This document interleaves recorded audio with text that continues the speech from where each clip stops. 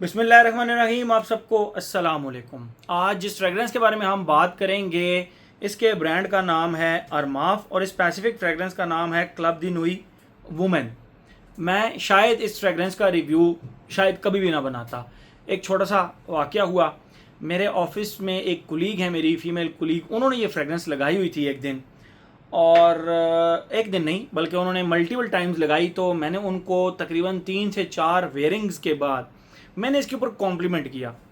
मैंने कहा आज आपने जो फ्रेगरेंस लगाई हुई है ना, ये मेरी मदर की भी बहुत फेवरेट फ्रेगरेंस है और वो इसको लगाती हैं और बहुत ज़बरदस्त फ्रेगरेंस है। एंड मज़े की बात, ये आप पे प्रोजेक्ट भी हद से ज़्यादा कर रही है। तो आपने कितने की ली? उन्होंने कहा कोई 8-10 हज़ार। मैंने कहा जी ये तो शनैल का कोको मेडेमोज़ेल है, वो तो 45-50 मतलब 45-1 हज़ार रुपये से नीचे तो वो मिलता नहीं है, तो ये कौन सी फ्रेगरेंस है? तो उन्होंने कहा नहीं, इट्स नॉट कोको मेडेमोज़ेल, मैं ये कल ले आऊँगी। तो नेक्स्ट डे जब वो ये फ्रेगरेंस लेकर आई तो आई वाज सरप्राइज्ड कि यार ये फ्रेगरेंस इतना ज़्यादा प्रोजेक्ट कर रही है। तो अरमाफ वालों को ना दिल करता है बंदा पकड़ के मतलब उनकी गिच्ची मरोड़ दे। भाई यार, आप लोग जेंट्स की फ्रेगरेंस बनाते हैं, वो इस तरह पागलों की तरह प्रोजेक्ट नहीं करती। ये वुमेन फ्रेगरेंस उन्होंने बनाई है और पागलों की तरह प्रोजेक्ट करती है। मुझे बड़ा मतलब अजीब सा लगा। ये जी इसकी बॉटल हो गई, ये आप देख सकते हैं इस साइड पे, यहाँ पे क्लब दी नुई लिखा हुआ है। ये इसकी ट्रांसपेरेंट बॉटल हो गई जिसके ऊपर ये टैसल है जो कि 99% of the time her bottle के अंदर टूट जाता है। ये इस तरह जुड़ा हुआ होता है, जिस तरह ये क्लब दी नुई के ऊपर लगा हुआ ना, ये टूट जाता है। ये फिर उसके बाद ये जो है ना बस गम के आसरे पे लगा रहता है ये स्टिकर। इसके ऊपर अरमाफ लिखा हुआ है। और अगर आप नीचे देख सकें तो यहाँ पे इसके ट्रांसपेरेंट बॉटल के ऊपर ना वाइट कलर का लिखा हुआ है क्लब दी नुई वुमेन। ये इसकी ट्रांसपेरेंट बॉटल है। बाकी अरमाफ की जिस तरह की भी बॉटल्स होती हैं सम टाइम वो मतलब क्लब दी नुई सीरीज़ की वो इस तरह की होती हैं, ओपेक टाइप होती हैं। माइलस्टोन हो गया, उसमें जस्ट फ्रंट पे यहाँ पे छोटा सा होल होता है जिसके अंदर से आपको नज़र आता है। सेम सियाज की बॉटल भी इसी तरह होती है। बहरहाल आइकॉनिक भी हो गया, उसके बाद आपका ये जितनी भी बॉटल इस शेप में आती हैं, ठीक है। तो ये इसकी बॉटल होगी, गोल्डन कलर का इसका कैप है। कैप के ऊपर आप देख सकते हैं जेम्स वगैरह लगे हुए हैं, स्नग फिट होता है। और गोल्डन कलर का इसका स्प्रेयर है और स्प्रेयर के ऊपर अगर आप देख सके तो अरमाफ लिखा हुआ है। अच्छा, एक चीज़ जो मैं यहाँ पे मेंशन करना चाहूँगा, इसकी जो प्रोडक्शन डेट है वो अक्टूबर 2024 है।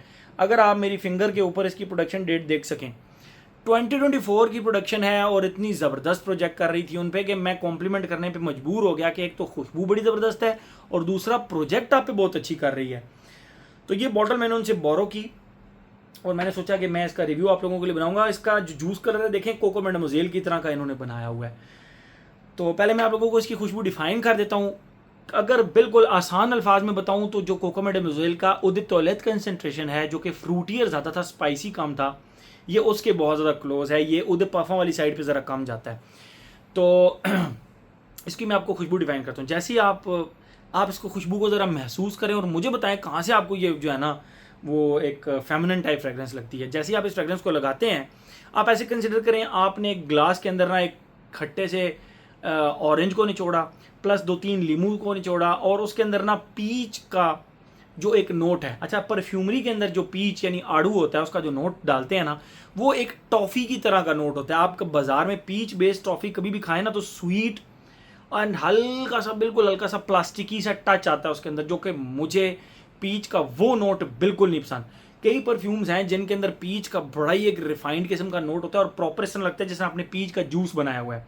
बट इसके अंदर जो पीच का नोट इन्होंने इंक्लूड किया है, सिर्फ इसमें नहीं, कोको मेडेमोज़ेल ईडीटी के अंदर भी यही प्रॉब्लम है, वो हल्का सा प्लास्टिकी सा आता है।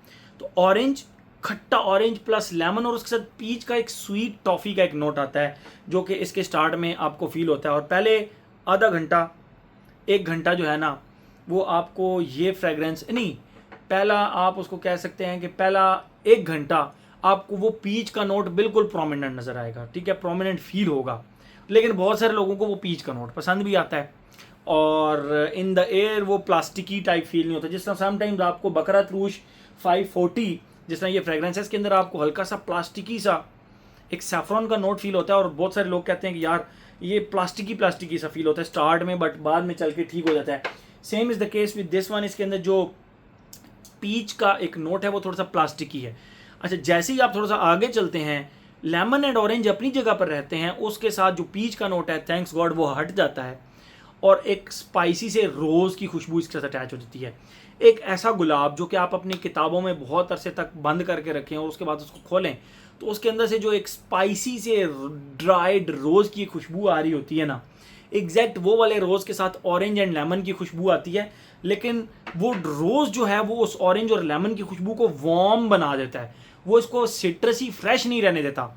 तो ये एक ऐसी फ्रेगरेंस है जो कि सिट्रसी ज़रूर है लेकिन वार्म सिट्रसी है, और वो उसकी रीज़न इसके पीछे जो है ना वो रोज़ है, वो वाला रोज़ है जो कि इसको स्पाइसी एंड मतलब आप कह सकते हैं कि वार्म सिट्रसी बना देता है। बहुत ही एक यूनिक किस्म की एक कॉम्बिनेशन बन जाता है।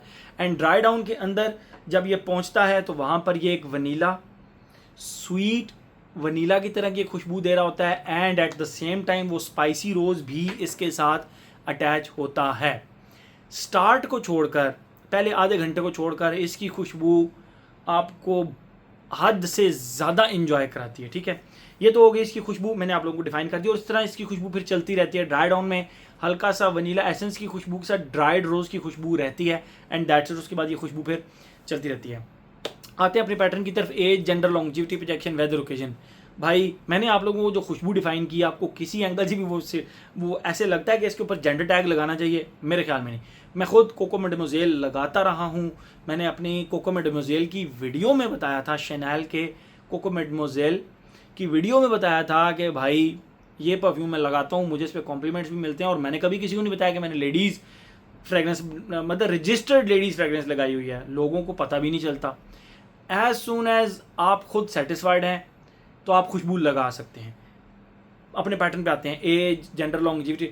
मेरे ख्याल में आपको spicy rose based and citrusy fragrance पसंद है, जेंट्स भी इसको लगा सकते हैं। मैं इसके ऊपर एज रिस्ट्रिक्शन कोई नहीं लगाऊंगा। जेंडर ठीक है, इसको मैं फीमेल वाली तरफ थोड़ा ज़्यादा करूंगा क्योंकि इसके ऊपर लिखा हुआ ही क्लब दी नुई वुमेन है। ठीक है, तो मैं लेडीज़ की तरफ थोड़ा सा ज़्यादा करूंगा, लेकिन जेंट्स भी इसको अगर गलती से ख़रीद लाए हैं, उनको पता नहीं लगा कि हम जो फ्रेगरेंस ख़रीद लाए हैं वो वुमेन फ्रेगरेंस है, तो कोई बात नहीं, घबराने की ज़रूरत नहीं है। आप इसको बिल्कुल आंखें बंद करके लगा सकते हैं। किसी को ना बताएं ना आपने लेडीज़ फ्रेगरेंस लगाई हुई है, बस लगाएं, एंजॉय करें।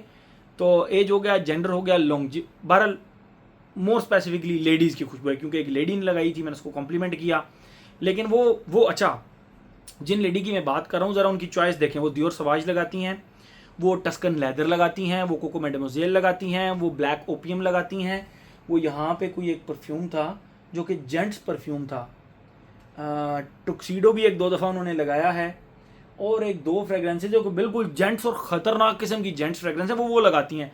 तो फिर जब वो ये लगाती हैं तो मुझे ज़्यादा वो क्या कहते हैं, ये नहीं होता कि ये लेडीज़ वाली साइड पे जा रही है फ्रेगरेंस। वो भाई टस्कन लेदर जो लगा सकती हैं वो फिर कुछ भी लगा सकती हैं। आप अंदाज़ा करें ज़रा उनका वो पसंद का और उनकी जो है ना मेच्योरिटी ऑफ द नोज़ का। Okay, longevity on this one 8+ hours very easily.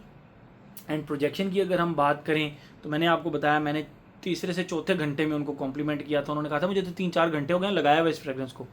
तीसरे से चौथे घंटे के अंदर मैंने इसको कॉम्प्लीमेंट किया था, और पहली दफ़ा नहीं, मैं जब उन्होंने ये फ्रेगरेंस लगाई मैंने नोटिस किया कि भाई ये खुशबू इन्होंने कोई लगाई हुई और बड़ी ज़बरदस्त लगाई हुई है, कोको मैडेमोज़ेल लगाई हुई है।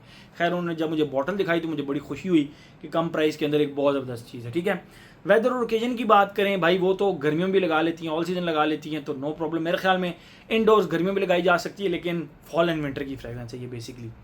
और अगर ओकेजन की बात करें, आप इसको हर जगह पे लगा कर जा सकते हैं सिवाय स्पोर्ट्स एक्टिविटीज़ के। ठीक है, तो एक ऐसी फ्रेगरेंस जो कि मेरी तरफ से रिकमेंडेड है, 10 on 10 for the ladies and gents. जिनको ये फ्रेगरेंस पसंद है भाई आप लगा सकते हैं। आपको कोको मैडेमोज़ेल अगर पसंद है आप लगा सकते हैं, इसको बिल्कुल लगा सकते हैं। घबराने की ज़रूरत नहीं है कि यार ये पता नहीं अच्छी लगेगी या नहीं लगेगी। तो मेरे ख्याल में हर एस्पेक्ट्स का हमने कवर कर लिया। तो ये था जी हमारा अरमाफ का क्लब दी नुई वुमेन।